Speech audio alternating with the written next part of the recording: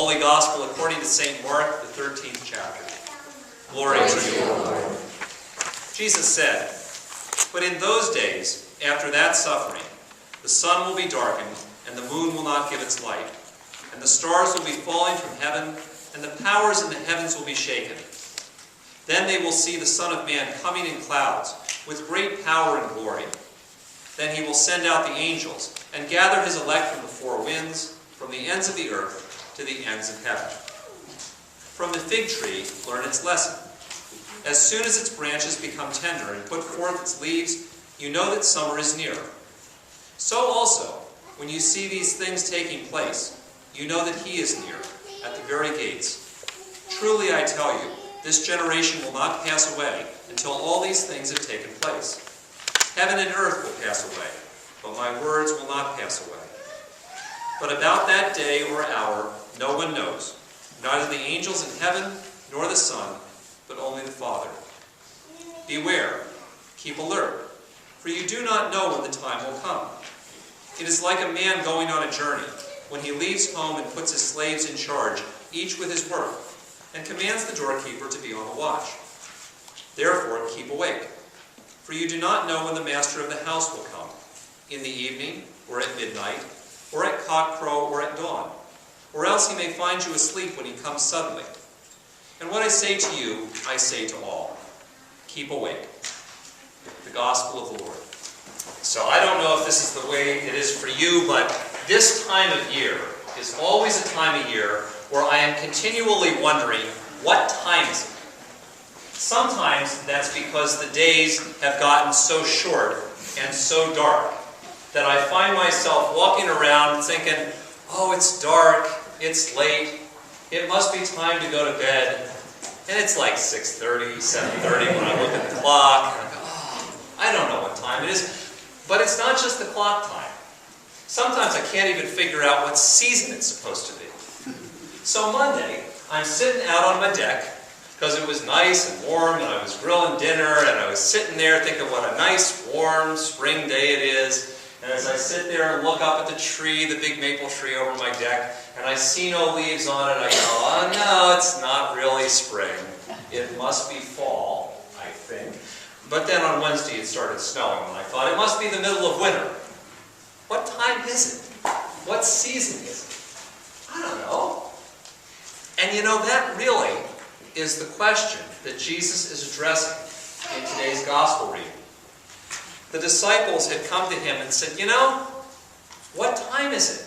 When is the time going to be here that God is going to clean up the mess in the world? When is it going to happen that God is going to do something new and decisive, and it's all going to get fixed?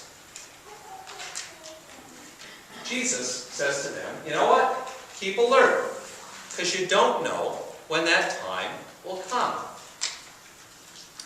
Time. What time is it? It's important to know that there are two words for time in the New Testament. We translate both of them as time, but they're two different Greek words, and they mean completely different things. The first word is chronos, and it's the Greek word from which we get the English word chronology. And it refers to things like the clock and the calendar. What hour is it? Is it really 6:30 at night and just feels like 11:30? Or is it really later than that? What day is it? Is it really Sunday yet? The other word, though, is kairos. And kairos really has nothing to do with what day it is or what the hour is. It's more about the opportune time, the right moment. What season is it? And it's important to know that when Jesus uses this word, when Jesus is talking about time, Mark translates it as kairos, which is to say Jesus isn't talking about a specific hour or day on the calendar, and God is just being obtuse and not wanting to share that with people. Jesus is rather talking about the opportune moment, the opportune time, the season, that God is going to do something new and different in the life of the world. So, okay, Jesus, the disciples say, when is that season? When is that opportune time? When will that time of year arrive? And what will be the sign?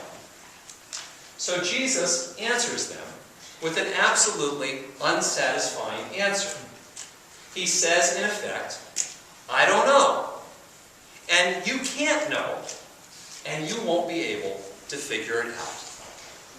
It is not the answer that I wanted. It is not the answer that the disciples wanted. It is probably not the answer you came to church this morning to find out. But it's not the whole answer. Jesus goes on to talk about, essentially, how you live faithfully in the time that God gives you. The time that is right now. The time that you have, even if you're not quite sure what time it actually is. Because you don't have to know what time it is in order to know that Jesus is calling us to live faithfully in this moment. So essentially, the whole rest of what Jesus has to say here is really addressing the disciples, not knowing what time it is, but telling them, you know what, even and maybe especially, if you're not sure what time it is, when you don't know exactly what the moment is, Jesus calls us to be people who keep alert. He keeps saying that over and over again. Keep alert. And by that, he does not mean drink a bunch of Red Bull so that you can be really awake and wide-eyed and, okay, I'm here. Rather, he's really asking people to stay alert for the signs of God's presence right here and right now. The small little things God is doing in your life and in mine that show that God has not abandoned us and that something actually is happening.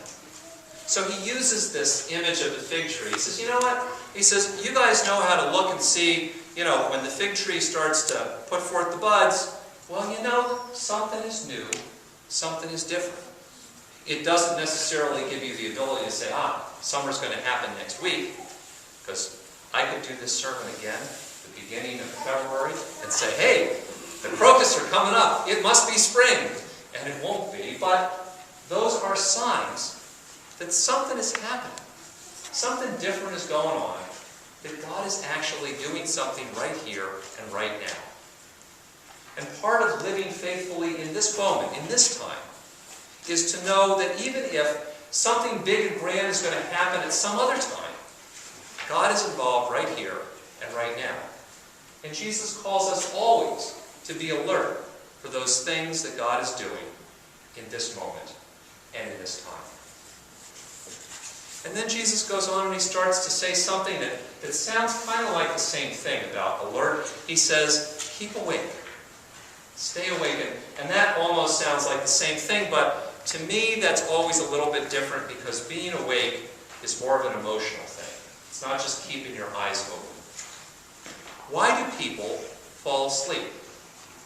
Well, we fall asleep because we're tired, or because we're bored, or because we don't really expect that there's going to be anything happening that's worth staying awake for. As we get to this time of the year, remember when we were kids and you wouldn't fall asleep on Christmas Eve because you were sure something was going to happen really, really cool the next morning. I wonder if some of our spiritual problem is that as we live our lives, we're not really expecting God to do much of anything different in the world. Not tomorrow, not next month, not next year. We kind of get into a routine where, we see these bumper stickers that say, Jesus is coming soon, but Christians have been saying that for 2,000 years. So we sit there and we wonder, is God really going to do anything really dramatic and transformative? Is there anything to stay awake for? And it's easy to get caught up in some of the hopelessness and the despair that surrounds us in our lives, and spiritually to just think, maybe I'd just rather roll over and go back to sleep. I wonder if anything is really going to change. I was thinking about that this week. Probably a lot of you were reading and seeing a lot of things that were coming out of Ferguson. And amongst all the things that I read and I saw, I read a note from our bishop who is visiting his daughter in Tanzania right now. So he was hearing a lot of this kind of secondhand. He wrote us a note and he said, I've been getting emails from people and I've been seeing what's in the news every morning. Of course, he's getting most of his news every morning from the BBC, which is really interesting to see what the British think of all of this. And he said in this note to us, he said, I haven't had a lot of time to process all these things, but he says, I've just really been sad. I have been so sad. I've had such vivid teenage memories of the long, hot summers of the 1960s. All the rage, all the racism, all the destruction. He says, haven't we learned anything in this country?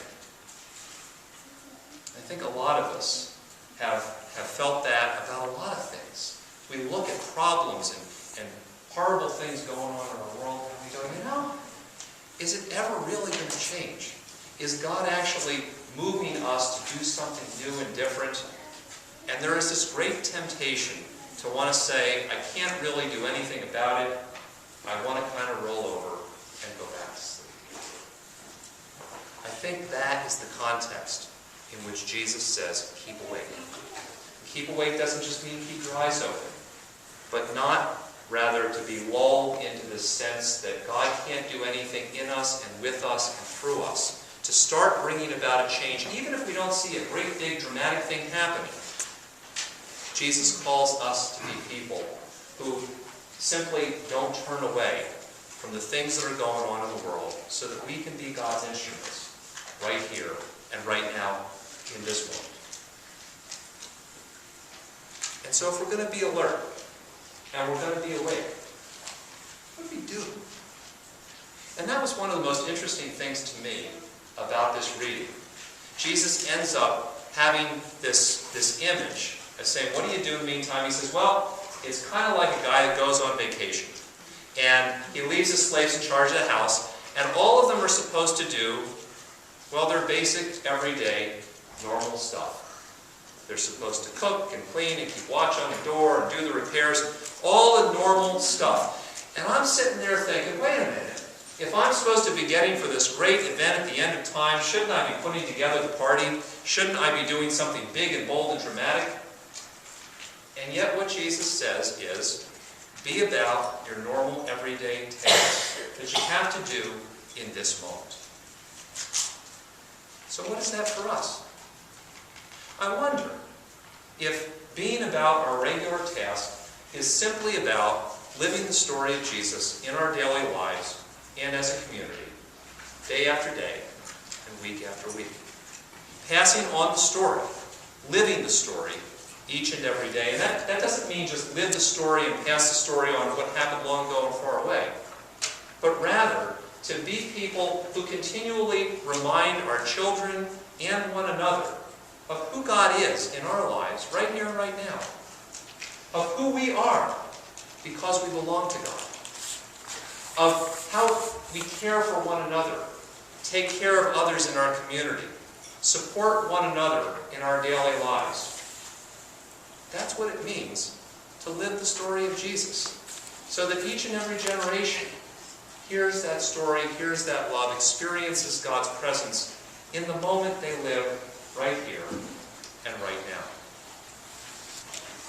So today we begin the season of Advent all over again. And when we do that, we sort of begin again liturgically to live the story of Jesus.